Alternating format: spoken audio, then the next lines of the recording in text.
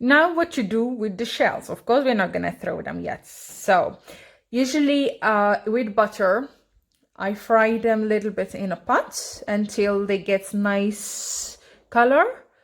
And I cover them with water, salt, pepper, and sometimes I use the bay leaf. If you don't have bay leaf, salt and water and butter will taste really good. And this broth I use when I make risotto, for example, with shrimps, or paella, or I don't know, you can use it for whatever fish soup you are using. Okay, on a pot I will add butter and let it melt nicely. Okay, and now I will add the head and the shell of the shrimp.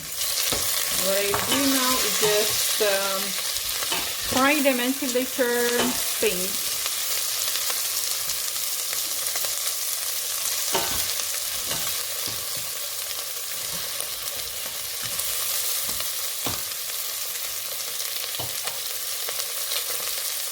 Then I will add bay leaf, a bit of salt and pepper. And then cover with water. Woohoo!